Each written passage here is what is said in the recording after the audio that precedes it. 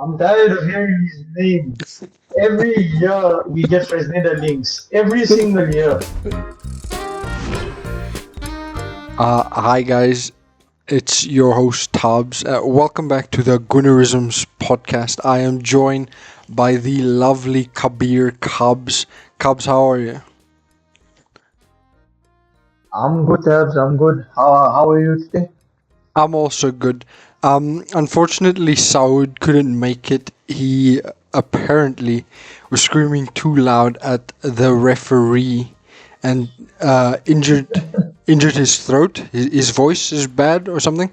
And most tragically, Cavan couldn't make it because he lost his goldfish. If we could just have a moment of silence. Thank you.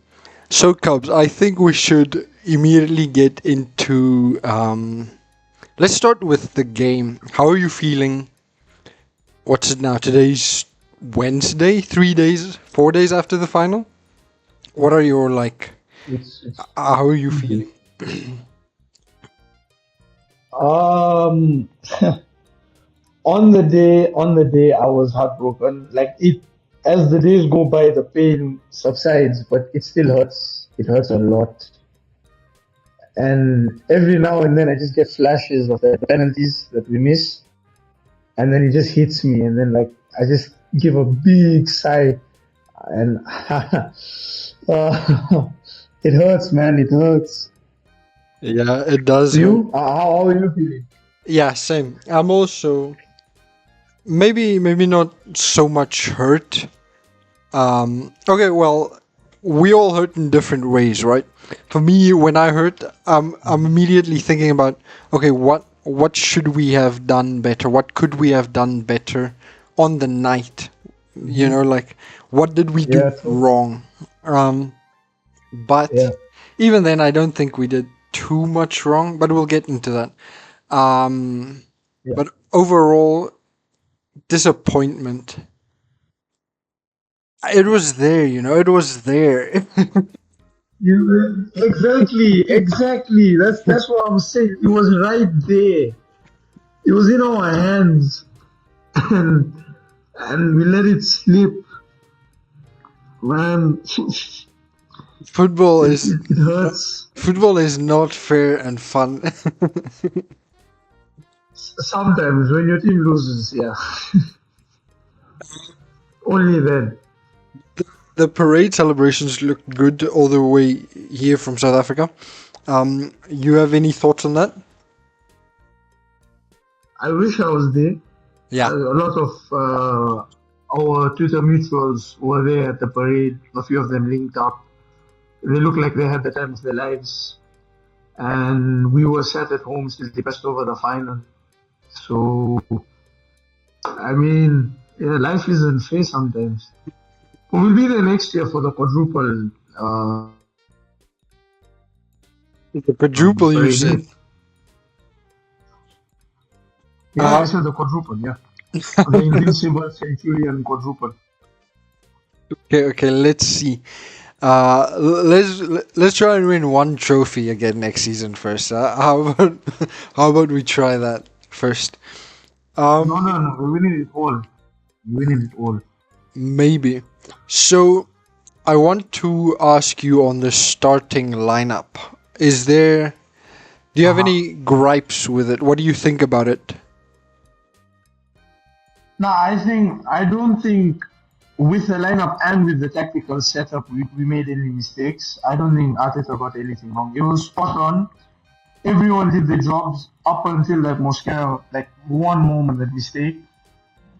But I think everything was just well perfectly executed against a team like PSG who take apart teams for fun.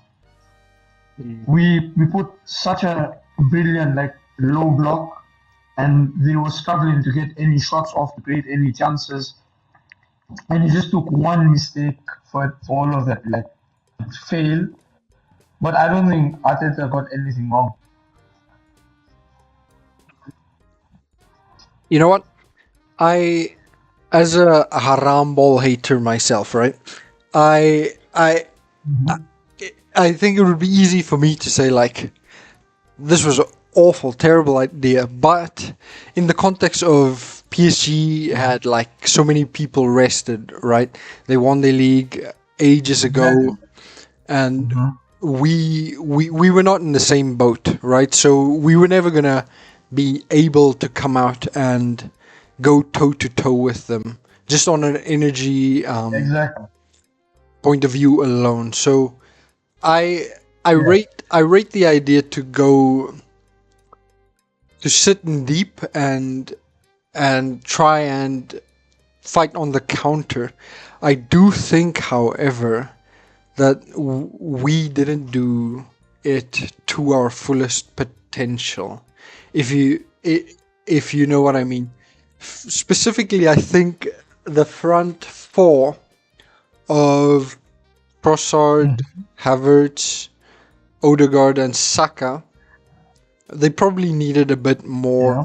pace, a bit more threat in behind to make this tactic sustainable over 120 minutes, you know? And then when we went Yeah. for our subs, I think then there was nobody who could actually hold the ball. So it was like a lot of people who just wanted to run in behind, but no one who could give them the pass. So I think No, you're ov- right. You're right. You're right. overall, the whole game, we got our balance slightly wrong at the start, and that affected how we finish. For instance, I don't think he needed to take off one of Odegaard, Trossard, or Saka, right? And Saka's not starting the final in the Champions League. Odegaard is his captain, right? And he's responsible for Yeah. the um, organization of the ball, right? Press. Yeah. Yeah. And Yeah. then Trossard, who I think probably had the best game out of the three, but I think in the end he should have been the one to get cut from the starting lineup for Martinelli or Madueke. What do you say? Now that's fair. I think he went with the initial front three was all like ball to feet players, Mm, and then when we did the subs, he went to the front three of runners. You know, like we hate that front three, the Gyok, yeah, Madueke, Martinelli front three. So that was I agree with you on the fact that he got the balance of the maybe we should have started Martinelli in place of Trossard or Nani, but maybe yeah, we needed that injection of pace yeah, against like this PSG because they also have a high line. yeah, So we could have taken advantage of that using the pace.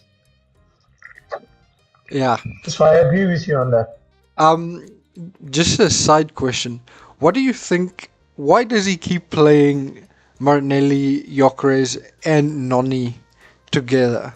I mean, throughout the season, don't you think he should like maybe see the technique is We like should have learned by now. yeah, it's like severely lacking in that front three. Like Mhm. I thought it would make sense if he balanced it a bit more, you know? I agree. I agree with you. That front three, like watching it hurts my eyes.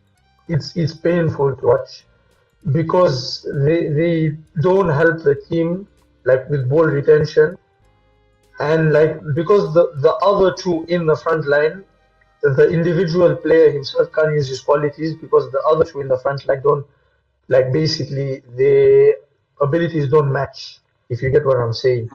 So like a front three of Saka, Gyökeres, and Trossard is way more well balanced like that. If you get what I'm saying. So it actually kind of looks like he's setting them up to fail, all three of them, you know? Um, Yeah, yeah. Unfortunately. but okay, that's neither here nor there. Do you want to go into some individual performances? I think we should start where it hurts the most. Saka. What do you think Oh, about his performance on the night? poor by his standards. It wasn't as good as what I thought he could have done. There were a few moments where he showed that he is Bukayo Saka, but the one moment I'm sure you've seen it. That there was that one chance where he had, and I don't know who was overlapping, Yeah. but then he decided to cut in and like take a shot instead of like watch the overlap. So like that ticked me off because that's not what Saka does. Mm. So like he was below average for his standards, and he has high standards. So Yeah. that's all I'll say on him. Yeah. I think he would have been watching the penalties and thinking to himself, like, if we ever get in this situation again, I will make sure that I am on the pitch, you know? I think Mikel was right to take him off, unfortunately, which is Yeah, which is depressing to say. And Noni actually came on and he did bits, right? He, he I was a good cameo. yeah, I think Nuno Mendes couldn't handle him, dragged him all over the place. Um, and then Havertz, that goal, wow! I could I could not believe my eyes. I was bringing out the apologies early, and I was like, man, I can't believe I've ever doubted you. What a goal! When He when it went in, like I just had my hands on my head because I couldn't believe it, and I thought he was off. But then when I saw the replay, I was in shock. I couldn't react. I just had my hands on my head. I just couldn't believe it. was crazy. Um, how do you think he did after that? After the goal, you think? Well, in my Poor, opinion, poor everyone. yeah, but I feel like obviously the game plan doesn't help our attackers, right? So Yeah, they're literally feeding on scraps, and to average like Havertz actually made something out of nothing, you know. So that's yeah, good on him. I don't think I'll worry too much about the rest of the game because, like I said, they were feeding on scraps. Um, Another probably bad performance, Odegaard. What do you think? I think he can't be our captain or an Arsenal player going into next season. That's just me speaking. Wow. For that, I'm like, thank you for the West Ham cameo. Thank you for the Silky Football 22, 23, 23, 24. But since the ankle injury last season, Mm. at the start of last season, he's been washed physically and technically. And I don't think he's ever going to get back to those heights of the 2024 Martin Odegaard. So I feel like it's better just for him and for us to move on from him. Uh, So that's again my opinion on him. that's interesting. I think bro needs to like take 3 months off football, in my opinion. I think after that we'll see. But I do think he is struggling to keep up at that level physically, right? I think I think you can see that he kind of stands out physically at that level, and so it kind of it makes it hard because I think he still has the brain for it. Um, Yeah, I think against low blocks, this is still a player, you know, and yeah, experience is, I think, very valuable in football. We shouldn't like just throw it away. The moment a player has like a bad few months, you know. In Odegaard's case, yeah. he's been isn't is almost coming to how old is he now? He's been playing football for like 10 years now, almost, right? He almost has a decade in the game. Hmm. So I think bad game. He really killed us in terms of like keeping the ball, right? Letting us Yeah, breathe a bit. Both him and Saka. Um, Winning fouls. You know, he's just a bit too weak. Um, so maybe there's like a deeper role for him in the future, but his technique isn't the absolute best, you know? I think Yeah, he sees more than he can actually pull off technique wise, consistently yeah, anyway. Um, yeah, interesting. We're in an interesting spot with Odegaard right now. I, I, I genuinely cannot see him getting demoted as long as Arteta is here, unless he's like completely washed, you know, like Martinelli levels jokes. uh, uh, only sound was here to hear that. let's let's not. Um, yeah, and even if we do want to sell him, who's gonna come in for him? I genuinely think we have to find 22-23 Odegaard now. You know, we have to like find a way to find that in him somehow. And I don't think the World Cup is gonna help. No, it won't. Trossard. Let's talk Trossard. For me, I think he's been the best out of the Saka and Odegaard. I think he managed to hold the ball up to a decent standard, win a foul or two, but otherwise, I think just because of the player that he is, he couldn't really get into the game because his role was taken up by both Saka and Odegaard, who failed at it, right? Um, so, like, you could see his pace, kind of lack of pace, killed the whole of the Arsenal game plan. But I wouldn't blame him for it. It's not his fault. It's not his type of. It's not the type of player he is. He shouldn't have been tasked with. Um, he shouldn't have been overburdened with the stretching type role. You know, the in behind stretching. What do you have to say? No, I agree with everything you said. That he was the best out of the three, meaning Odegaard and Saka. And he retained the ball well. He won some fouls to relieve the pressure. He dropped deep. There was some nice link up on his side as well. The lack of pace was always there. That's why, like we said, Martinelli starting would have helped better with the stretching. But then again, every player has their role, and Leo's role is like we said, link up, relieving pressure, stuff like that. Stretching, no, not that much. Yeah. Um. So that's the attack. I wanted to say something else, but I forgot.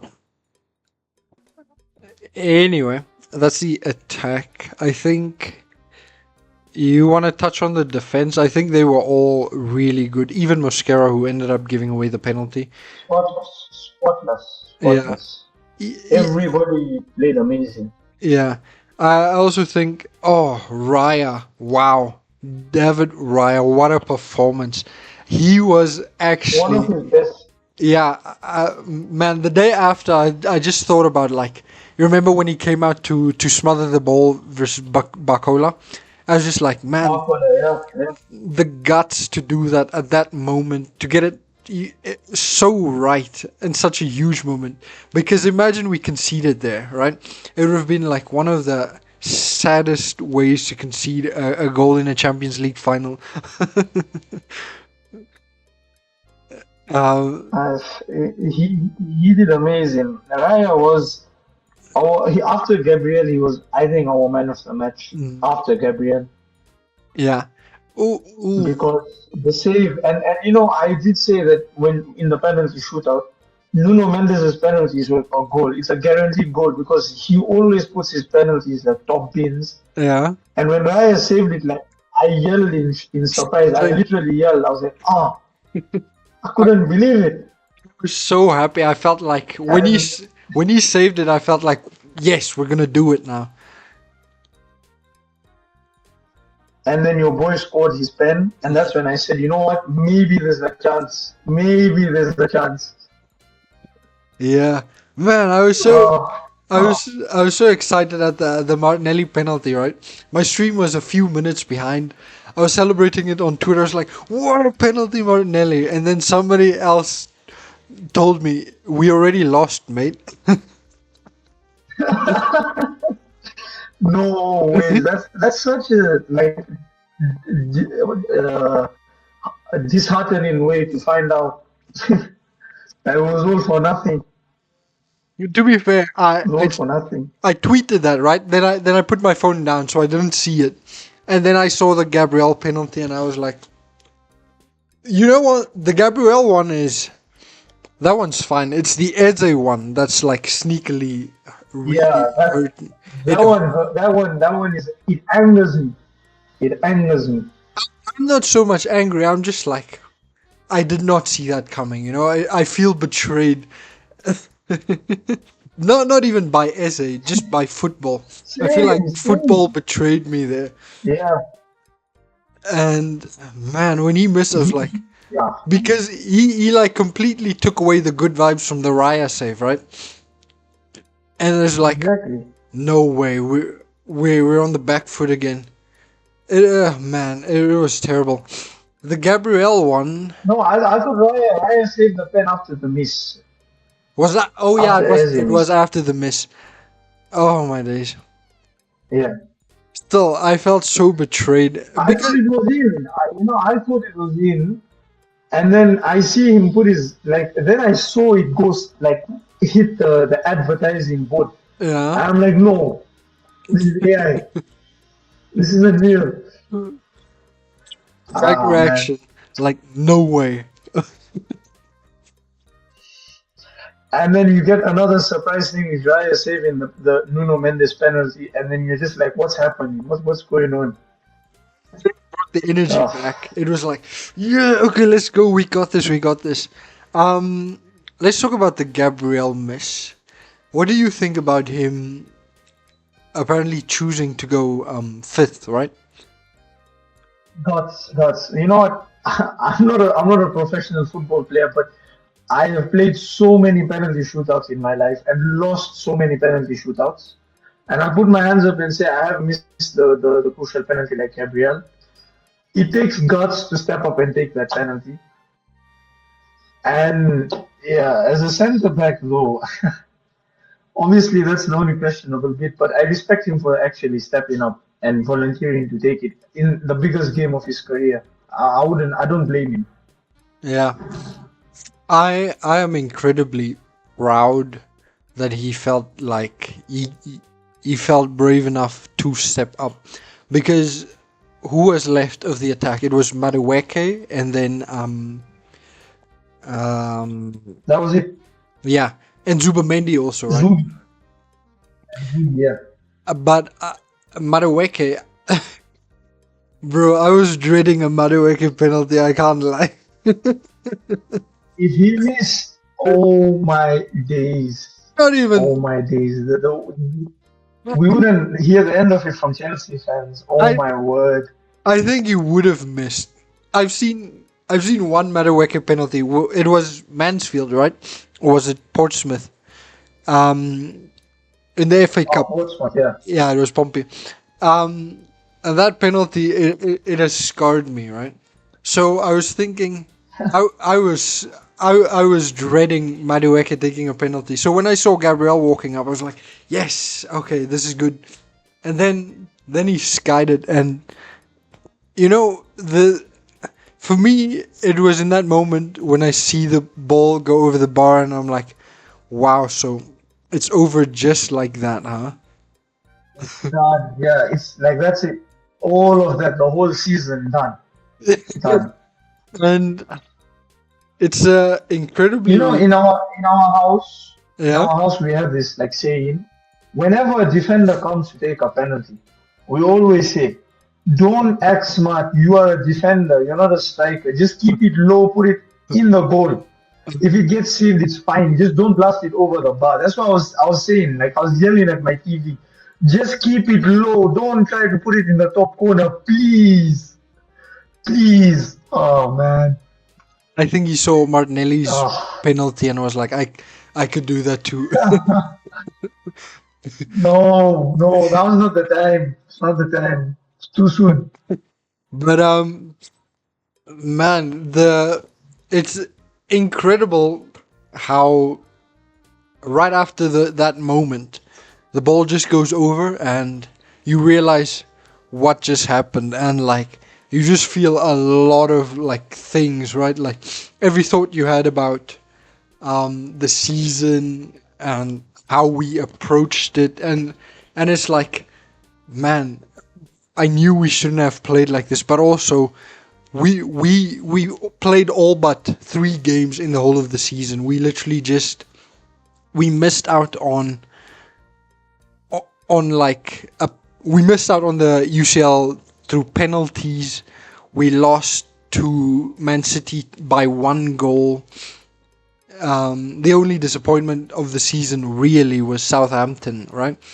And so you just feel like There should be an asterisk next to that game, though. They were spying on us. They were spying on us. I guarantee it. They were spying on us. it was not impossible, not unlikely. And so you just feel like a lot of conflicting emotions on the players, the manager, and then you're just like sat there and like, well, tomorrow's parade, you have to get over this. I do want Yeah. to talk about the attack and how this was coming throughout the season, right? Our play style, while we were good defending, that's to a point what we decided that's all we're gonna do. We didn't go to play football, right? The only player I would say not tainted by what I would describe as muscle memory at that point for the players was probably Miles, who came in very late in the season, right? He was the only one I could see didn't mind keeping the ball on the floor, right? He was the only one. Loki, it was actually like he didn't get the memo. He was like, we're hoofing everything, but for him it wasn't. He was like, ball to feet. I can run through all of these players. I trust myself to do that, and I have a feeling the way we played did not empower that type of mindset and feeling within all of our players, and especially the attack.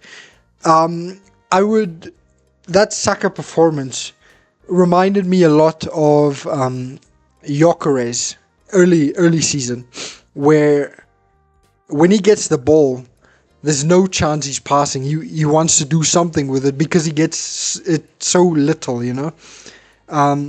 We had 70% possession. And we might want to be critical. I see a lot of Arsenal fans are critical of our attackers over the season, right? It's oh no, we have Martinelli and Gyökeres and Madueke, but we had 70% possession. What are attackers supposed to do with that? So I do think, sure, buy better players, but there is now onus on Arteta to get our attackers to play football, and the midfielders too, probably. Yeah.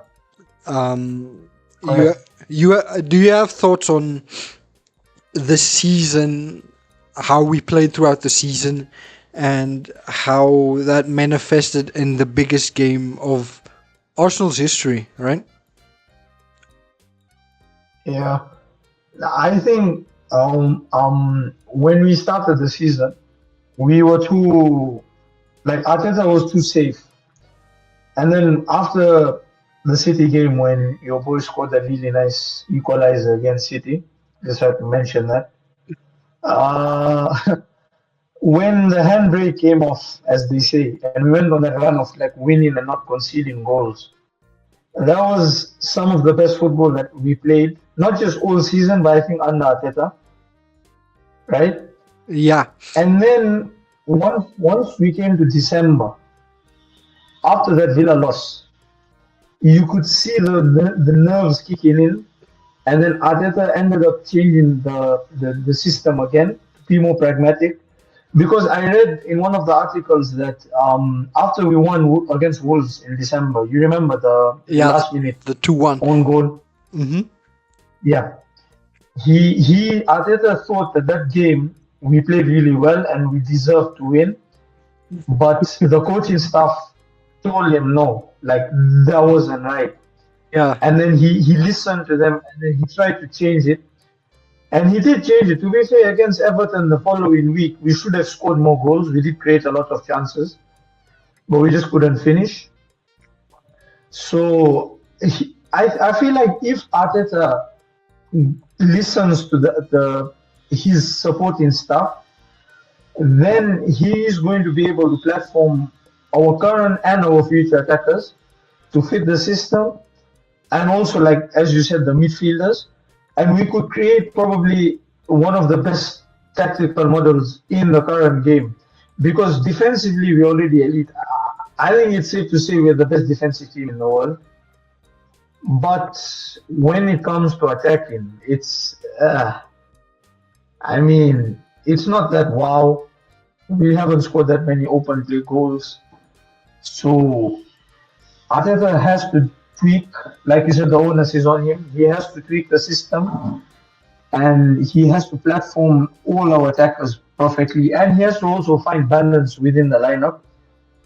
Like he has to learn the balance between the attackers, because we can't be playing runners of a front three of only runners or front three of only ball to feet players. He needs to find that balance.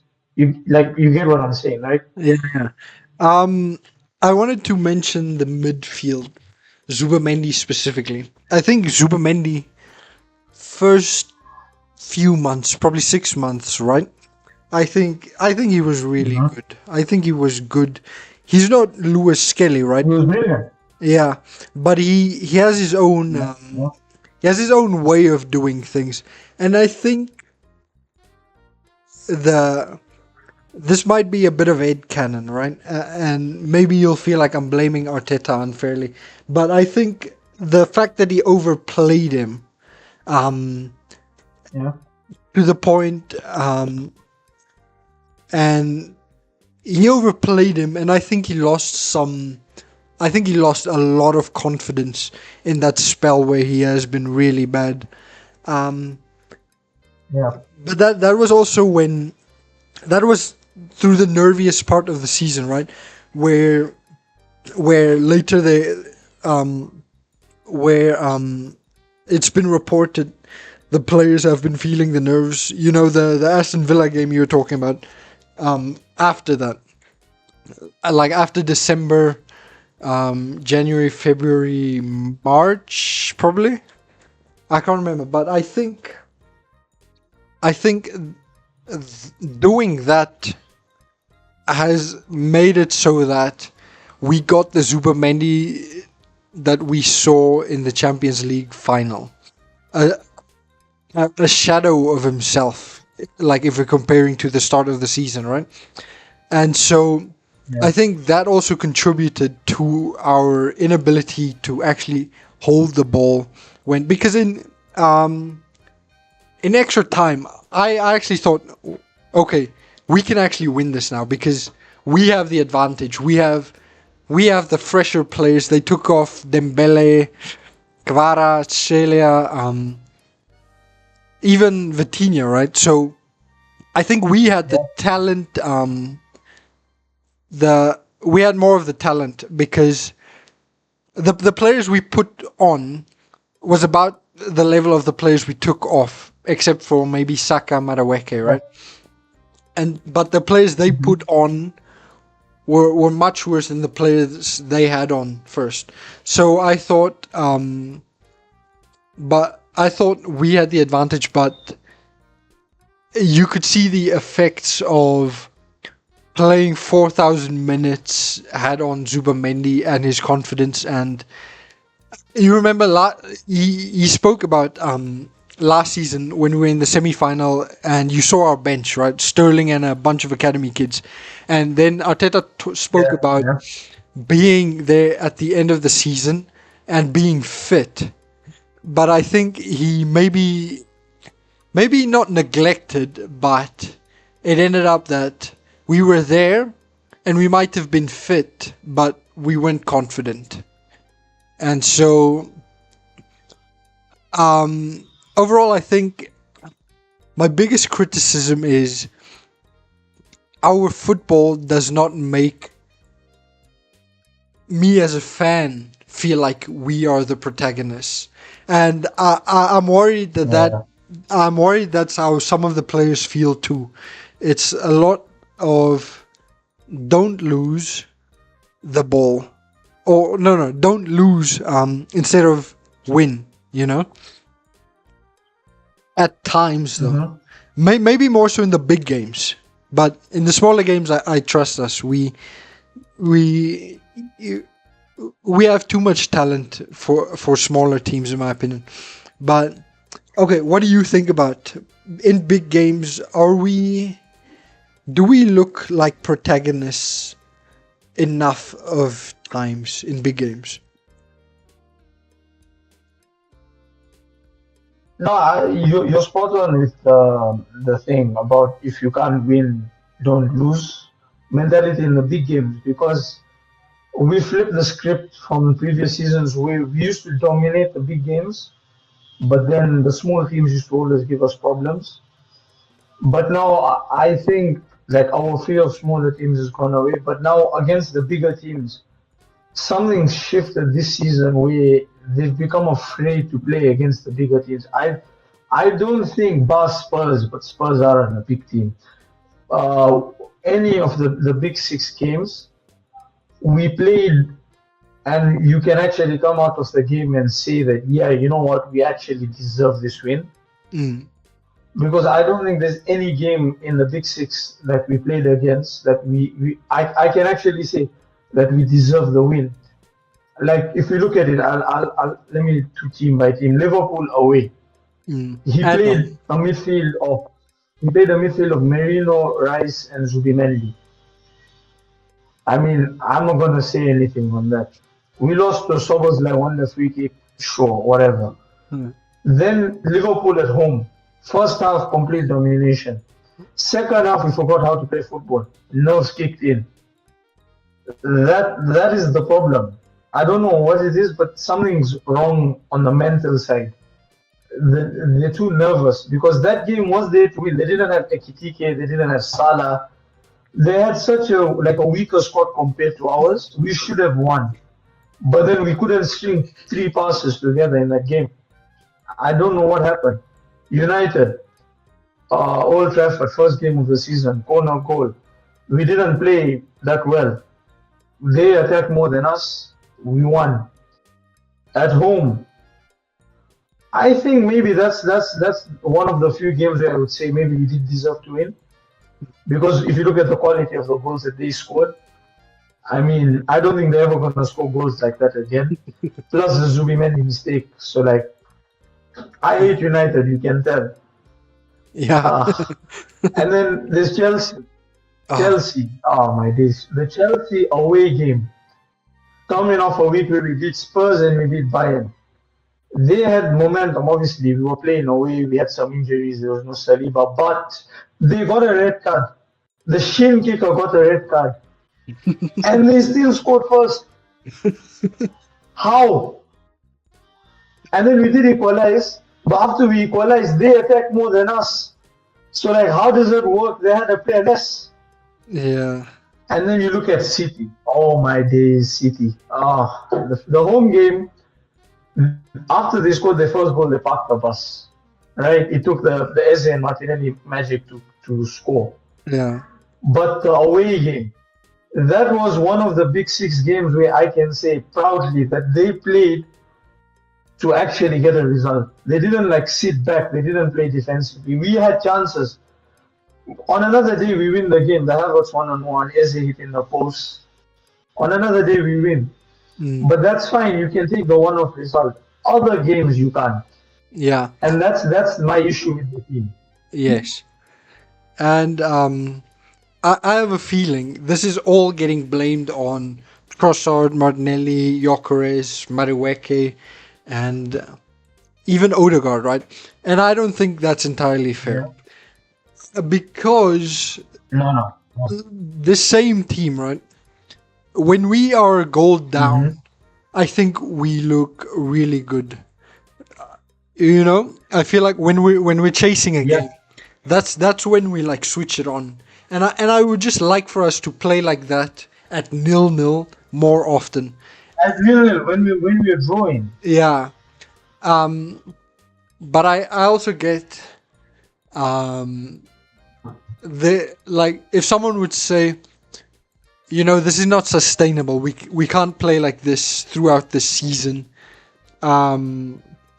We'll run out of gas too early, right? Mm-hmm. I would say that's probably true, but I feel like throughout the season we weren't nearly at the threshold of where we would run out of gas if we played like this. Excuse me. I really feel like against bigger teams we had more talent, in my opinion. Like against Chelsea, Yes, yes. home and away, and even United, I'd say we had more talent. I would say Liverpool, the home game, we had more talent on Yeah. like the whole squad had more talent than they had, and yet we played there. We played them like we're equals. Like this is a 50-50 game, you know, and Yeah, yeah. I don't like that. When I how do I say this? Like there's like an element of like he doesn't believe in the players. Him being Arteta, um, Yeah. and that's kind of sad. Um, but okay, I think that's all I wanted to say on our style and how it manifested throughout the season. One last thing. Let me just say one last Yeah, thing. yeah, The top Gooner in me is telling me that like now that the pressure's off because we won the league, next season we're gonna play completely different. We're gonna play free. But then that's just me trying to like make sense of what happened this season. mm, But I am really hoping that he does start focusing more attacking wise because I think that he's done the most he can do defensively. I think he should start focusing more on the attack and hopefully the new signings will help with that. But he should start catering more to the attack because then if we start playing more attacking football, teams get scared to attack us. yeah, And then all of a sudden, when we are down 0-0 and we make it 1-0, we don't sit back after we score because we know we can go and get another one. And then after that, we can get another one. Like when we were slapping teams up in 23, 24, mm, 4-0, 5-0, 6-0, we are capable of doing that if he just plays without the pressure. yeah. That's what I can say. Obviously, like the more defensive you play, the worse your attack will be, right? And the more attacking you play, the worse your defense will be. I feel like we are right at the limit of the defense. We can't go back that side anymore. There's only this way to go now. Yeah, And that's minus signings. attacking. Not even talking signings. Like he has to bring it this way. He can't go that way. He can't stay there because I don't think it's sustainable. Exactly. I really don't think it's sustainable. Making Saka your second right back, right? Yeah. I, No, I agree. so okay, let's do some transfer news. Go on. Morgan Rogers, what do you think? I already asked Saud this. Ah. What do you say? I love Morgan Rogers. Yeah, legend, of course. But to see him in an Arsenal shirt, I'd love that. I would love it a lot. My only question is, where would he play? Yeah. Because I don't understand his role, and Yeah. because he's not like, no offense to him, he's a brilliant wing fielder, right? But he doesn't have the pace to be an out and out winger. Mm. And if Odegaard stays and Eze is gonna be there next season, and Moneri, then we have too many 10 options.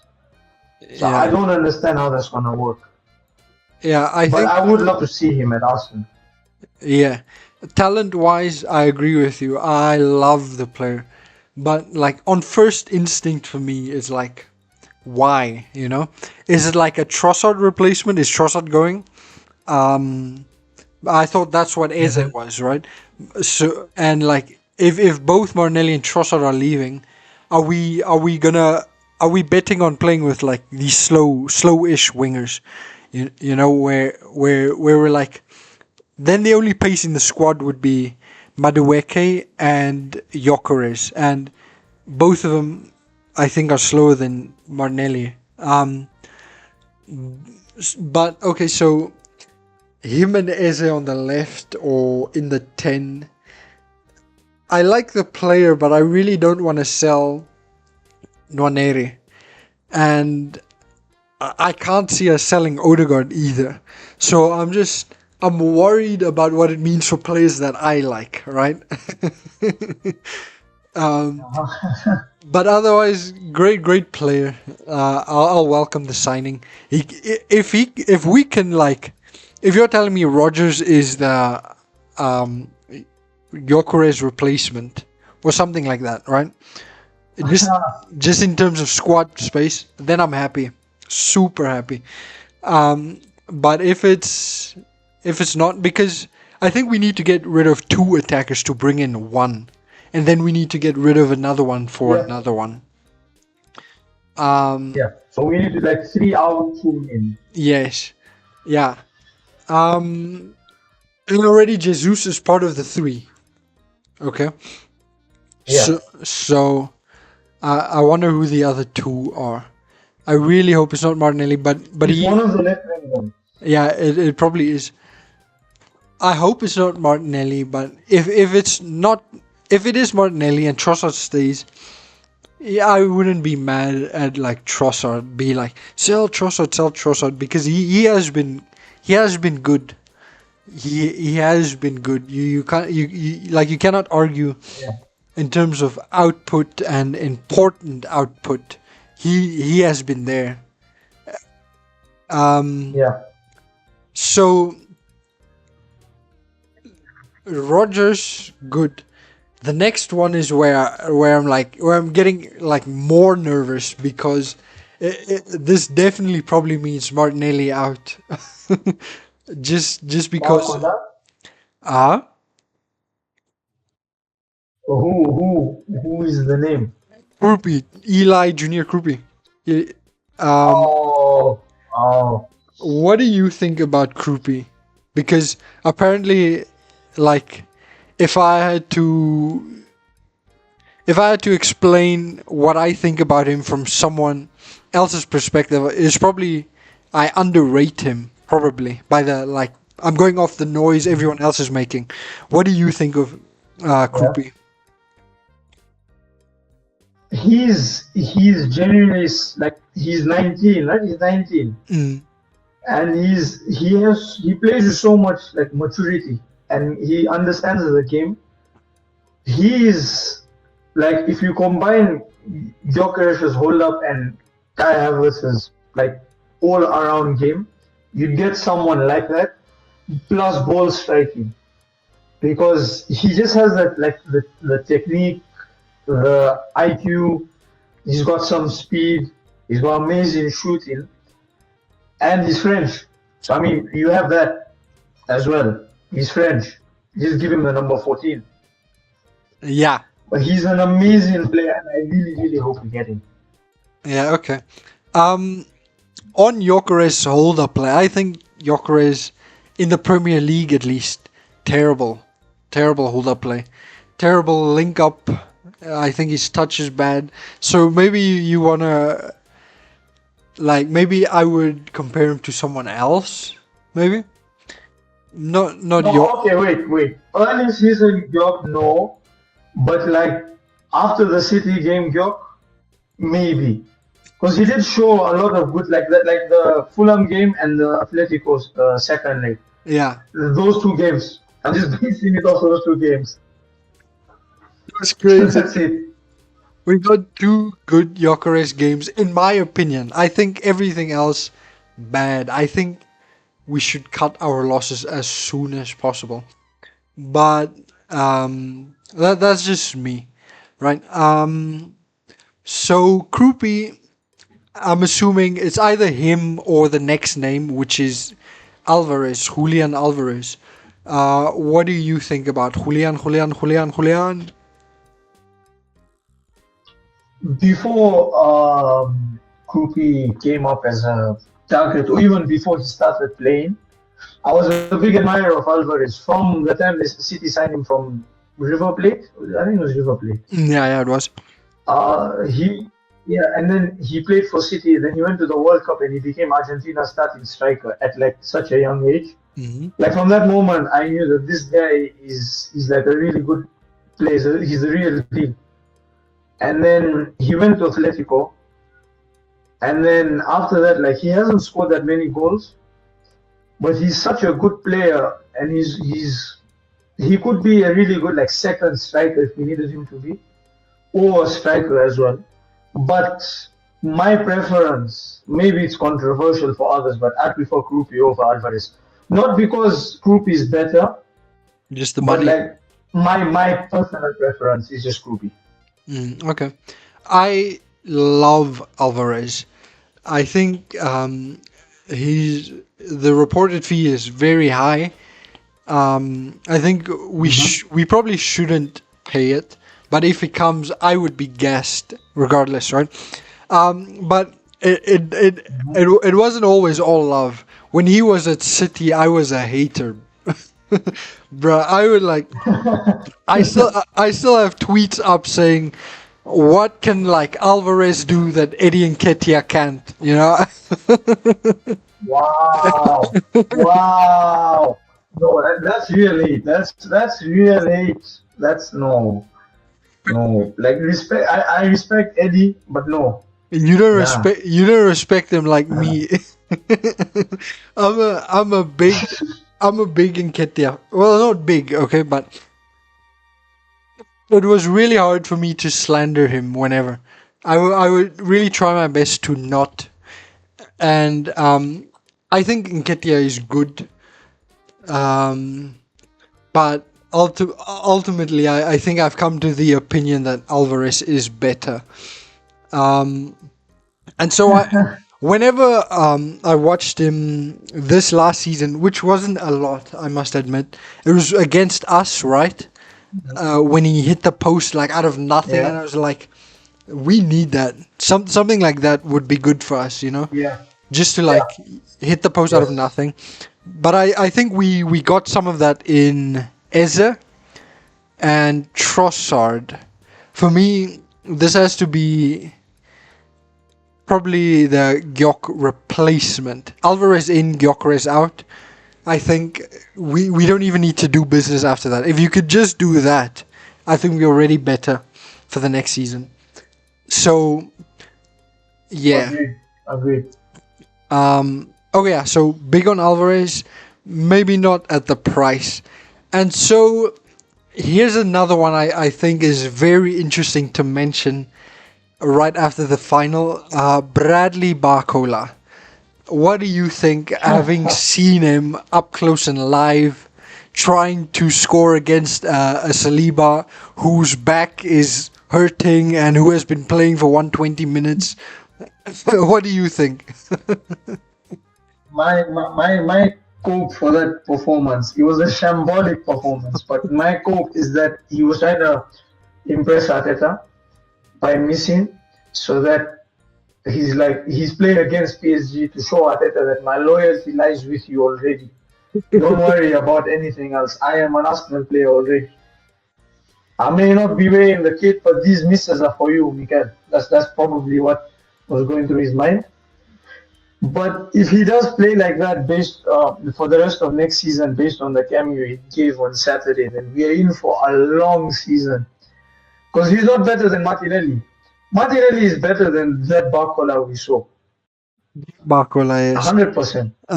I do think like if you're gonna sell Martinelli and buy Barcola, I feel like you're just wasting money for the sake of it. Like you're just Exactly. or you're Agreed. just spending Agreed. money to Agreed. spend money. Um, but Mm-hmm. he has a good reputation, right? So I wouldn't dog on him immediately, but like I can see flashes of Martinelli in Barcola, and I'm just wondering if the people who are hyping him up are they going to treat him with the same way they treat Martinelli? If so, if he ends up coming and there's not really a big difference, right? Um, Yeah. okay, so Achimpong, you're gonna have to take lead on this because I I I I avoid Chelsea like the plague. I will try my best to not watch a Chelsea game. So this is all Uh-huh. you. Mm-hmm. Josh Achiampong. From the future, I same like you, I don't really watch that many Chelsea games unless that's the only thing on TV. But he's a good player. He's a decent right back, to be fair. I think one of the first games that he did play this season was it Liverpool? I think it was Liverpool at Stamford Bridge earlier in the season. If I'm not mistaken, maybe I am. But I think he did play against Liverpool and he played really, really well. Like for his first game or something like that. He has the minerals. That's all I'll say. He has the minerals. But Yeah, I don't think that the rumors about Arsenal being in for him are true. I just think that it's just all speculation and noise because we always have to get our annual Chelsea buy-in. So probably they just speculating and thinking we're gonna get someone from Chelsea again. I don't see us getting anyone from Chelsea, and I don't see Afiam leaving Chelsea. I think But he's a good player. I think I think it's interesting. I think I wouldn't be surprised if we do end up with him. Um, rumors wise, rumors are just rumors, But still, I do feel like there's a chance. I wouldn't say it's impossible. Um, Tino Livramento. What do you say instead of Achampong? I'm assuming it's one or the other. Which one? What do you think Yeah, about yeah, Tino? can't be both. Can't be both. Good player, solid right back. I think he can play left back as well sometimes, but he's too injury prone for my liking. Mm. I don't like injury prone players. Yeah, we already have one in I Calafiori. wouldn't mind him. I wouldn't mind coming in. I wouldn't mind him coming in, but with his fitness record and our injury record, like it's a match made in hell. That's what I can say. So, so it's gonna be so bad when he just gets injured, trying to set up cones in preseason, and then we're gonna have to start dooming. Like, why did we buy him and all of that? Like the usual gonna blog meltdown on Tuesdays. Mm. So, but I uh, wouldn't be opposed to his signing. Just that the only con that I see of him is the injury record. That's it. yeah, same. I love Tino. I think he's really really good. But like you said, the injuries are concerning because who- Calafiori. I love the player, but we can't keep doing this. Like at some point, No. a line in the sand will have to be drawn. Like if he's gonna replace Gabriel, right? One day, imagine he gets as injured as often as he does. Then poor Saliba has to like play with him and then get used to his backup, whoever that might be. Um, so yeah, I don't think I don't love that he's injury prone. For me, we might as well then just keep Ben White at that point instead of. I don't think Ben White's surviving. I don't think he's gonna survive another season with us. Yeah, Unfortunately. I also don't think so. But I just mean in terms of like, if you want an injury-prone right back, like you don't have to buy one. We have that at Yeah, home. oh yeah. Fair enough. So yeah. So if it became between Achampong and Tino, you'd go for Achampong. I'd go for Palestra. Palestra. Oh yeah. I also haven't watched him. So once again, all you tell me about Palestra. Like I said the last time I was on the show, he's a really good right back, right? He's good at inverting sometimes, like basically like how Kala does, Mm-hmm. like how Calafiori, how he inverts into the midfield, right? Yeah. But defensively solid, defensively really solid. So and he's young, and he's quick as well. So like if you want someone to learn the ropes of being like a proper defensive right back under Timber, then you get someone like him. So he is like. But if you're looking for prem experience, you go for Livramento. So is he like a fullback, or is it another centre back turned fullback? No, fullback. Okay, so is he like He's of the Frimpong. He's of the Frimpong lineage where he can play like right mid, right back, right wing if you want him to. Yeah, I like that. I think we need that in the squad, but maybe on the left side actually, On the left. Yeah, with all not as in like this. We need to sell a left back, just in terms of with the wing fielder players we have. They all want to come in central, so the fullback probably needs to be a wide man. Yeah. That is. Oh, Saud wanted us to talk about Mika Gods. Do you have anything to say on him? I don't watch him, so I have nothing. He spoke on God's last, right? Yeah, in the first pod, I think, or the second one. No, the second one. That was it was the second one when I was on the episode. Mm-hmm.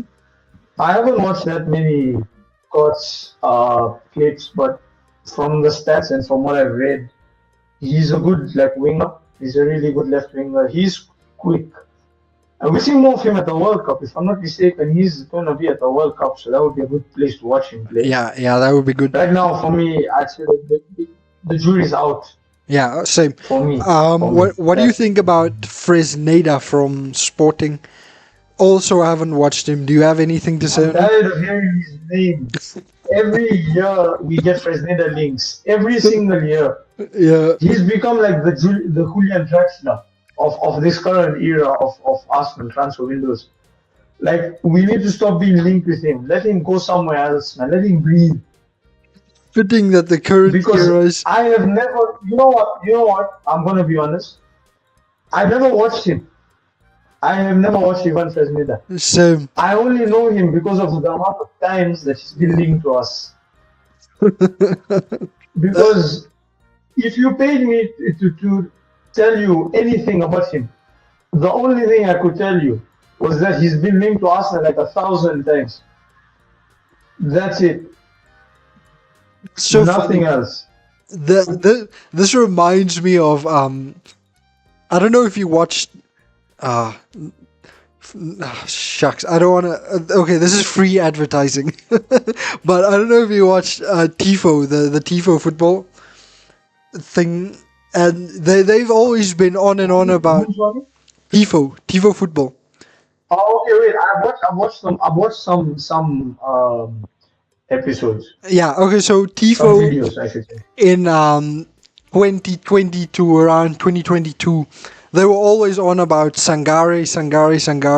So this just feels like similar to that the Fresneda stuff. Like how Tifo football has been trying to sell Sangare for 2 years.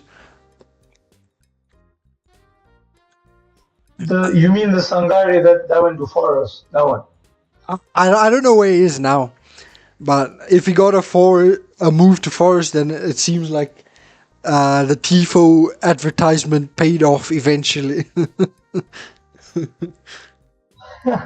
Because I remember when I know the Sangari, the Ivorian one, the one from Ivory Coast, he was at PSV and he did well, and then he got a move to Forest, and he won the AFCON. He won AFCON while he was at Forest, and I don't know if he's still there, but I remember seeing him this season somewhere. I just forgot where. Okay, last one. But Fresneda, no. No for Fresneda. No. That me, no. I'm saying no. It's because you heard his name so much. Yeah, I'm annoyed. I'm tired, man. Last one, Nathaniel Brown. I do not know this player. Apparently, he plays for Frankfurt. I think there was links yesterday, but I wasn't on Twitter too much. Do you have anything to say? No, I only started hearing his name like towards the latter end of this season. And then when he got selected for the World Cup squad, I was surprised. Because like then I found out he was 19. I think he's 19, right? Is he 19? I have no clue. Never He should be 19. before yesterday.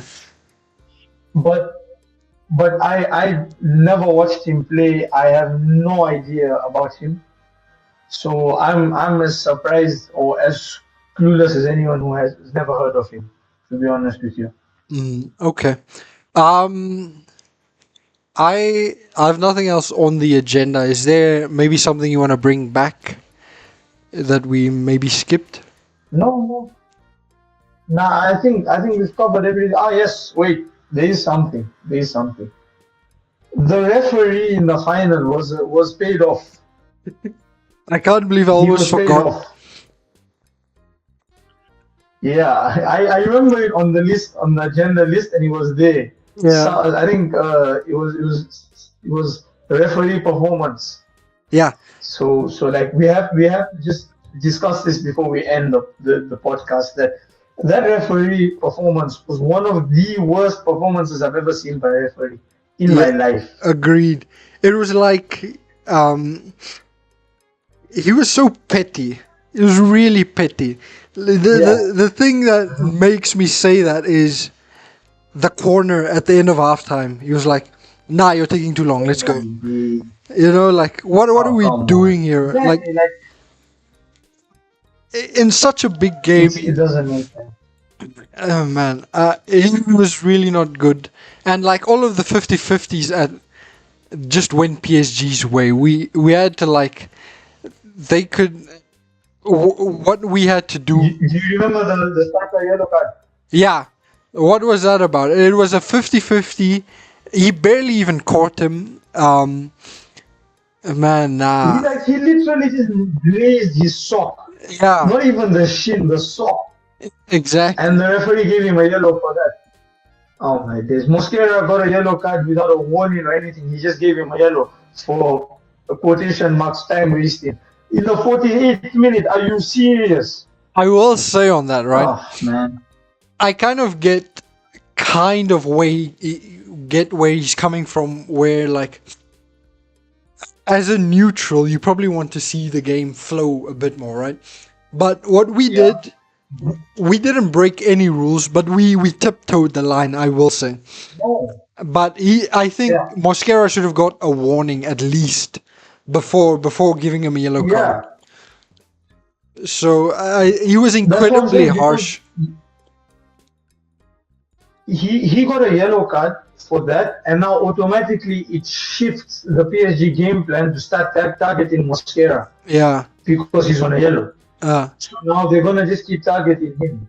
So like even it was the same story in the Carabao final when earlier in the game Hincapié got a yellow card for a clean tackle on Rodri, I think. And then because of that they just kept targeting him, and then Semenyo started getting loudmouth like I was giving him problems, and he said, "No, you weren't. You were just lucky that the referee gave a dodgy yellow card to Hincapié." And it's the same here. Like if you look at the pen that the one that Mendes fouled Madueke. I'm gonna say foul because it was a foul. Mm. João Neves and Nuno Mendes both immediately looked at the referee to see what he was gonna say. That's what a guilty person does. Nuno Mendes. You know you've done something wrong. Nuno Mendes looked at the ref, was hilarious. He was like, that. But he couldn't believe himself. Like genuinely, you could see his eyes light up when he saw the referee like say wave off the challenge. Me and my dad were like up in the living room yelling at the TV, like that's a foul. How is that not a foul? Oh, but it was a foul because the same thing happened in the second half when Madueke was running in the second half of extra time when he was running, And then he and then dragged him. Mendes grabbed him and then pulled him down. It's the same thing. Yeah. Now other fans, rival fans, are trying to justify it by saying that he hooked his arm around Mendes, but then that's what happens in football. Mm. Obviously, you're going to have some contact. Your arms are going to think like that, but that is a foul. And like no matter what you say, a blind man would call that a foul. So that's the only thing that ticks me off because we would have had a Gyökeres winning penalty in the final. Can you imagine the agendas that get to run? Can you imagine? Nuno Mendes did say football. Daniel Siebert, I'm never gonna forget this. Nah, I think And that Portugal hate watch in the World Cup. Oh my god, I can't wait. I cannot wait to hate watch those guys. I just hate that team. Loki. I You think couple the two PSG midfielders with Bruno. Oh my days, I just hate them. I hear it. Loki. Maybe since we avoided a Gyökeres UCL final goal and your agendas, maybe he saved football after all. You know. Wow, wow! That's heavy disrespect. Not on me, on Big Gyok, Please, I wanted to ask. don't disrespect him, man. I wanted to ask on Mhm. the Mosquera yellow card, right? Do you think an Arteta with like more experience in finals, do you think he He put would sub off yeah Mosquera for Timber. yes like immediately or soon? In my opinion, yes, because as soon as that yellow is given, you already know that Mosquera is going to be playing with that fear that if I have to give a hard tackle and I get it wrong, I'm going to be sent off. And it's the Champions League final, and he's young. He's what, 21, 22. So he doesn't have that like the experience, the calmness to play without pressure. Yeah. Automatically, then Arteta had to just look to someone Timber straight away, without hesitation. Yeah. But I don't think Timber gives away the foul or the Same. penalty. Same. Also, And then, yeah. a bit more critique on Arteta. Because obviously we can't end the pod on a positive note, right? I wanted The to contrarian strikes again. I wanted to ask, what do you think the game plan? I think it worked for 30 minutes, right? Like I said at the start, I think Martinelli should probably have started. But okay, 30 minutes in, you're a goal up. You're seeing we can't keep the ball. I think Arteta should be wiser. Either make subs like... I feel like subs could have been made at like 55 minutes, 54 minutes. And... Yeah, agreed. Can you remember who we brought on first? For me, left wing should have been the first sub. Or you take off... He did a double sub. Yeah. He subbed off Mosquera and Odegaard. Okay, if you're gonna... Gyökeres and Timber. Yeah, okay, I dislike that sub so much. For me, that is like saying, Gyökeres, from now on you're my guy. Martinelli, you are not my guy anymore. In my opinion, anyway. So, as a Martinelli fan, I hate that sub. But Odegaard, Mm-hmm. Taking Odegaard off is probably the right idea, but Gyökeres was just so Yeah. dead, man, so dead. I think Yes, to be honest, this wasn't some of his finest work. It was a horrible cameo. I think That's what I can say, man. I think if you make that sub, you take Odegaard off, you put Saka 10, and then you bring on either Madueke or Martinelli on the right, and then you keep going. Yeah. But You know what, Fizz? I was thinking of that while the game was going on. I did think that was one of the options you could have used. but yeah. okay, it's easy to say this now as a fan sitting here in South Africa, and whatever, right? He's earned the right to make the wrong decisions. So who are we to criticize a Premier League manager? yeah, like ultimately he's the one getting the millions and millions of pounds, but I still have my opinions on why, on whatever, and that won't change. Yeah, I think that's it for today, unless Kabir has something to add. No, that's it. I'm done. Okay. I have been your host Tabs, and this was the Goonerisms pod. Let's goon again later. Is